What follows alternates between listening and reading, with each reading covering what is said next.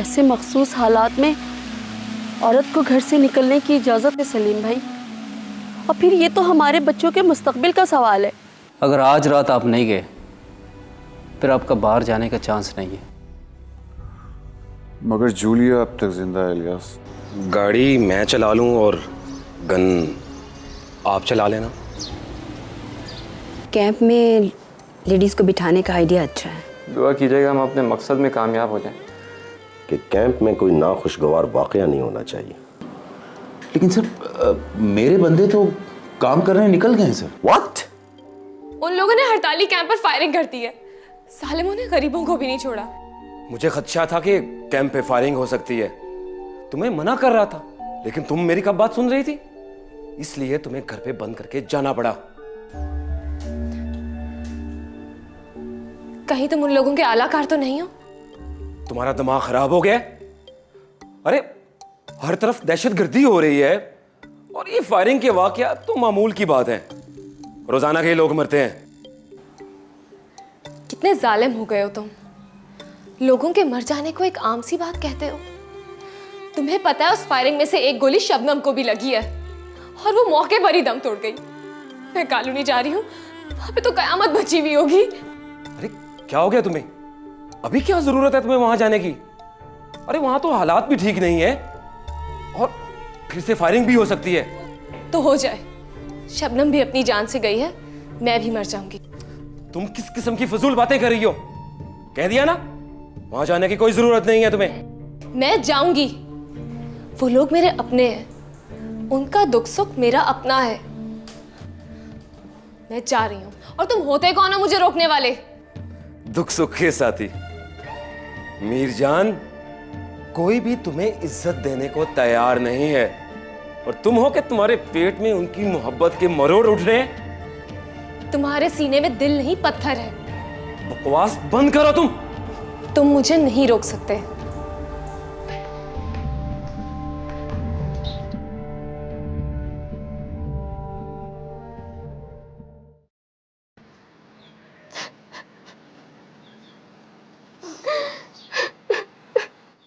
सब्र करो बेटा, मरने वालों के साथ मरा नहीं जाता। मैं जानती हूँ तुम्हारा दुख बहुत बड़ा है, लेकिन तकदीर से लड़ा तो नहीं जा सकता। उसके मुकद्दर में इतना ही जिंदगी लिखी थी, पता नहीं किसकी नजर लग गई मेरी बहन को। अब तो मेरा दुनिया में कोई भी नहीं है। अब मैं क्या करूँगी? बस कर दो बेटा, बस कर दो, ना रो बेटा। मैं हूं ना, मैं हूं तुम्हारी माँ।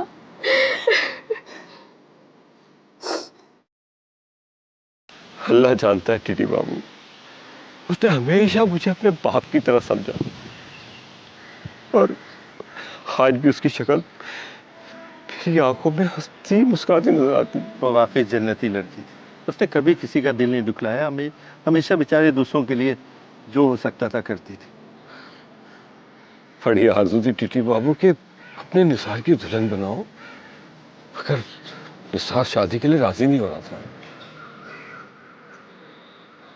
अच्छा एक बात बताओ फजल, वो निसार के साथ जो घर में रह रही है वो औरत कौन है? अल्लाह जाने, कह रहा है कि इसके यहाँ काम करता है।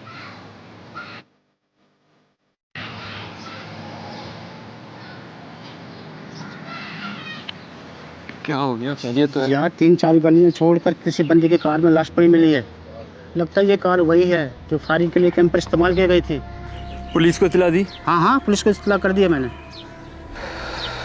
लगता है उन्हीं लोगों ने उसको मारा है। खैर कुछ पता चला कि वो है कौन? अभी तक तो कुछ पता नहीं चला। चले उसका भी पता चल जाएगा। उन लोगों का क्या हुआ जो कैंप में जख्मी हुए थे फायरिंग में? अभी थोड़ी तबीयत सही है उनकी। चले उनको देख लेते हैं।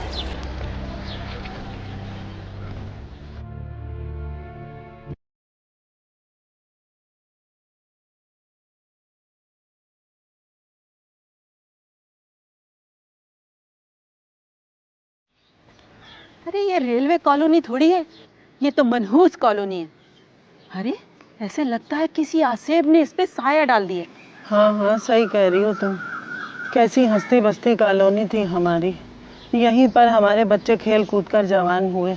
अब तो ऐसा लगता है यहाँ खौफ ने डेरे डाल दिए। यहाँ रहने की कीमत हमें अपने बच्चों की लाशें उठानी पड़ रही है, हमारे घर वीरान हो रहे। अरे नहीं रहना है हमें इस कॉलोनी में।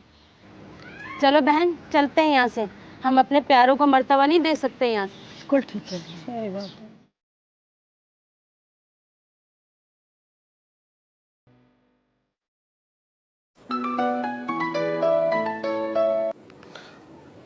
हेलो जी सर। सर के बच्चे, ये क्या किया तुमने?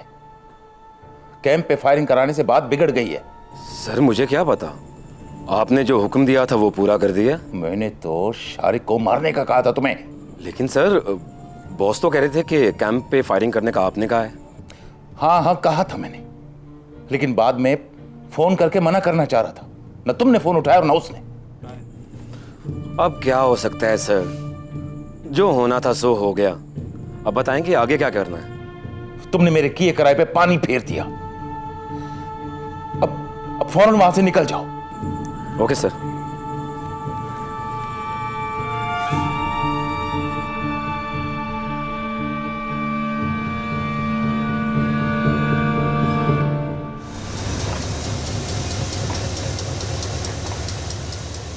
फायरिंग की वजह से आज कैंप उखड़ गया।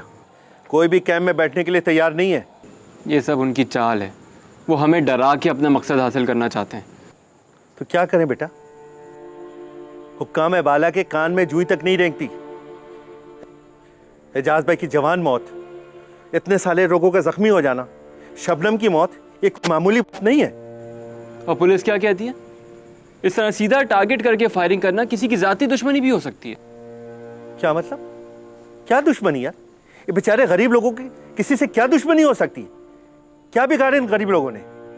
बकवास करते ही पुलिस वाले अपने गले का फंदा किसी दूसरे के गले में डाल देते हैं। दुश्मनी? गोली सीधी शबनम को लगी है। और शबनम के मरने से किसी को क्या फायदा हो सकता है? अरे शबनम के मरने से तो सिर्फ एक शख्स को फायदा हो सकता है। तुम्हारा इशारा निसार की तरफ से नहीं है? नहीं नहीं, निसार ने नहीं ये हरकत की है। निसार कैसे करेगा? खामखा तुम लोग अपने दिलो दिमाग में वहम डाल रहे हो। अब्बा जज्बाती होने के बजाय होश से काम लें। उसका यहाँ आना इसी सिलसिले की कड़ी भी तो हो सकता है। निसार ने साबित कर दिया कि वो पैसे के लिए कुछ भी कर सकता है।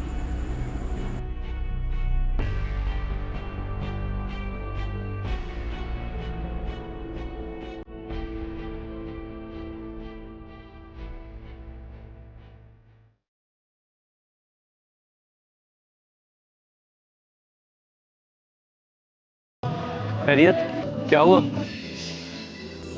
मुझे लगता है कैंप पर जो फायरिंग हुई है मैं उसके बारे में कुछ जानती हूँ। क्या मतलब? मतलब तो मुझे नहीं पता, लेकिन मुझे ये पता है कि इसके पीछे किसका हाथ है। ये बात तो हर कोई जानता है कि कैंप पे फायरिंग उन्हीं लोगों ने करवाई है जो चाहते हैं कि ये हड़ताली कैंप बंद हो जाए और वो आसानी से इस कॉलोनी पे कब्जा कर लें। तो क्या तुम असल आदमी को जानते हो? क्या तुम्हें पता है कि गाड़ी में किसकी लाश है? नहीं, मैं तो नहीं जानता। क्या तुम जानती हो?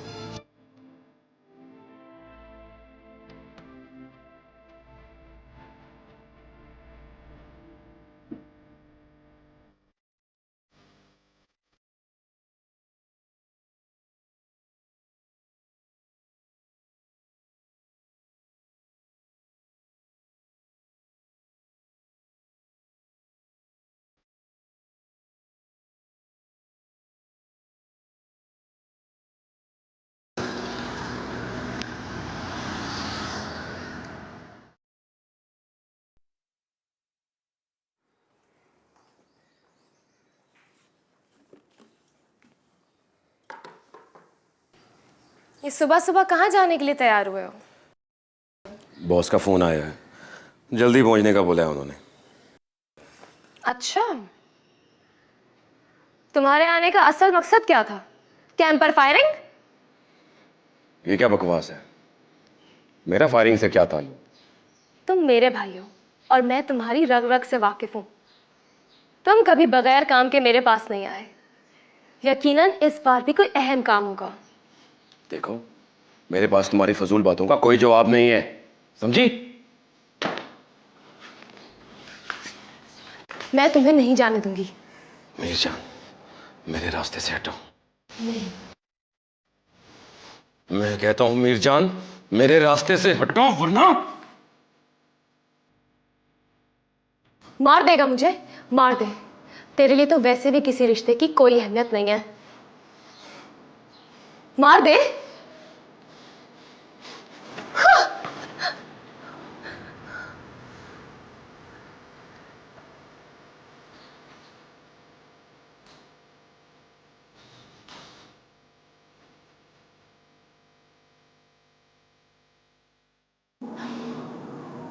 नदीम बेटा, मैं ज़रा शबनम के सोए में जा रही हूँ। जी अम्मी, मैं भी अभी आता हूँ थोड़ी देर में। अच्छा बेटा।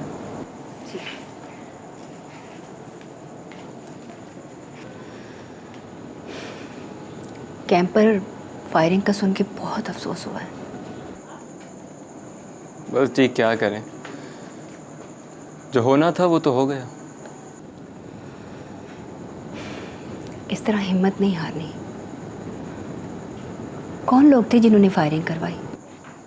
वो बाअसल लोग जिनका हम कुछ नहीं बिगाड़ सकते। ऐसी बात नहीं है, कानून सबसे बड़ा है। हाँ, और मैं भी उसी कानून का रखवाला हूं, मगर मैं अपने घर के लिए कुछ नहीं कर सकता।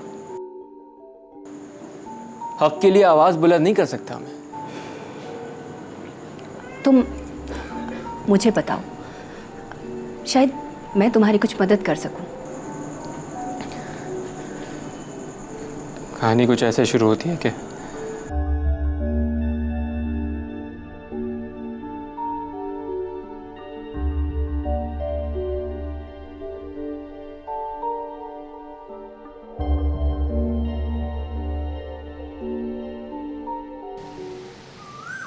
हाँ बेटा, वही तो मैं कह रही हूँ।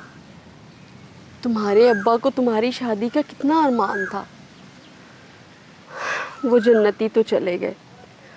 मैं सोच रही हूँ मैं क्यों ना आज ही जाके सलीम भाई और बिल्कीस से बात करूँ और सादगी के साथ तुम्हारा और नबीला का निकाह पढ़ाकर उसे रुखसत करा कर ले आऊँ। वो लोग भी क्या सोचते होंगे। कितने दिनों से नबीला उनके घर रह रही है बेटा। लोग क्या कहेंगे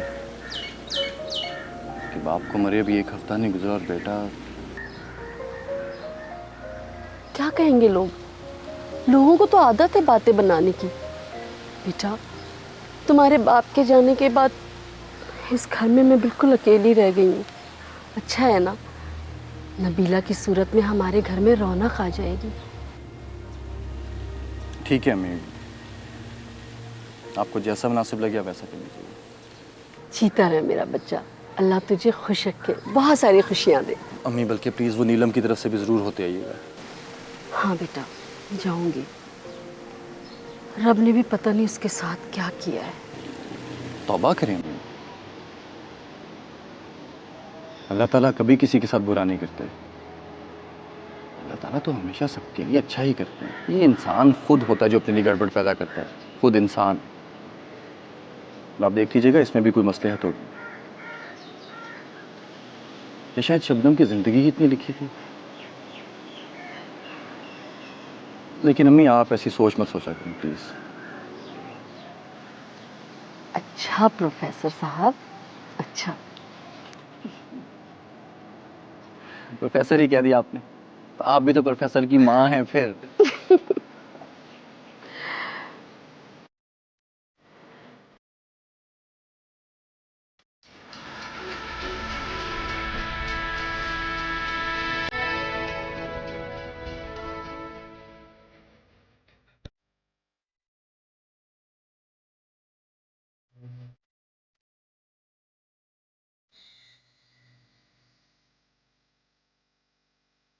मगर ये सोचकर खामोश हो जाता था कि इतना बड़ा हादसा हमारे रेलवे कॉलोनी में हुआ है। अब ऐसे में शादी ब्याह की बात करना कुछ मुनासिब नहीं है। दुख तो अब जिंदगी भर साथ रहेंगे, लेकिन हमारी नबीला का घर बस जाए तो मेरे दिल को सुकून मिल जाएगा। शबनम की मौत का फायदा तुम्हारे अलावा और किसको हो सकता है? किसको हो सकता है? और मैं शबनम को क्यों मारूंगा? मैं जानती हूँ तुम्हारी नीयत उस औरत जूलिया की दौलत पर आ गई थी। पता नहीं क्यों मुझे ऐसा लगता है कि औरत इन तमाम बातों में मुलव्वस है जिस कॉलोनी में हो रही है। वो ना हो कुछ तो बात है, वरना निसार औरतों के चक्कर में पड़ने वाला आदमी नहीं है। तुम्हारी बातें दिल पे तो लग रही हैं। अब मेरा शिकार वो वकील है जो इस केस की पैरवी कर रहा है।